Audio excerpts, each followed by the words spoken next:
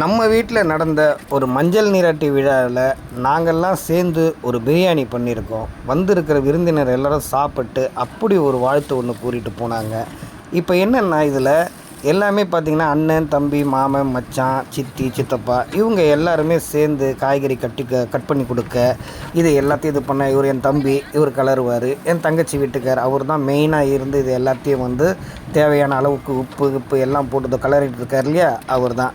ஒரு 30 கிலோ கறி எடுத்து அதுக்கு தகுந்த காய்கறி எல்லாம் கட் பண்ணி போட்டு, கண்டிப்பாக சொல்கிறேன், இந்த வீடியோவை நீங்கள் பார்க்கும்போது பசியாக இருந்தீங்கன்னா கண்டிப்பாக சாப்பாடை தேடி போயிடுவோம். அதுவும் பிரியாணி பிரியர்களாக இருந்தீங்க, இன்றைக்கி நம்ம பிரியாணி சாப்பிட்டே ஆகணும் அப்படின்ற ஒரு எண்ணத்தையே உருவாக்கக்கூடிய அளவுக்கு தான் இந்த வீடியோ இருக்கும். இந்த வீடியோவை நான் மேக் பண்ணும்போது ரொம்ப சந்தோஷமாகவும் ரொம்ப சுவாரஸ்யமாகவும் இருந்தது. ஒரு பிரியாணி ஆரம்பத்துலேருந்து முடிவு வரைக்கும் அதை செஞ்சு ஒரு பந்திக்கு போய் பரிமாறி சாப்பிட்ற ஒரு அழகே தனி தான். இப்போ பார்த்தீங்கன்னா ஒரு பக்கம் பிரியாணி வந்துட்டுருக்க, இன்னொரு பக்கம் சிக்கன் 65 டேஸ்ட்டெல்லாம் பண்ணி பார்த்துட்டு எல்லாம் உப்பெல்லாம் கரெக்டாக இருக்குதுன்னு தெரிஞ்சதுக்கப்புறம் அதுக்கப்புறம் அரிசியை ஃபைனலாக கொட்டி அவங்க அந்த தம்மெல்லாம் போடுவாங்க. தம் போட்டு டைட் பண்ணி அதை ஆவியெல்லாம் ரெடி பண்ணதுக்கப்புறம் தனியாக தூக்கிட்டு வந்து வச்சுட்டு கடைசியாக நெய்யை ஊற்றி எல்லாம் பண்ணிவிட்டு அதுக்கப்புறம் இந்த 65 இருக்கு இல்லைங்களா, அது போட ஆரம்பித்தாங்க.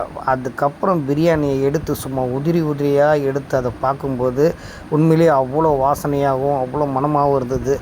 பிரியாணினா முட்டை இல்லாமையா, அதுக்கப்புறம் ஒரு குரூப் முட்டையெல்லாம் வந்து உரிக்க ஆரம்பித்தாங்க. எல்லாம் உரித்ததுக்கப்புறம் தயிர் பச்சடி எல்லாம் பண்ணிவிட்டு அதுக்கப்புறம் என்ன பிளேட் போட வேண்டியது தான்.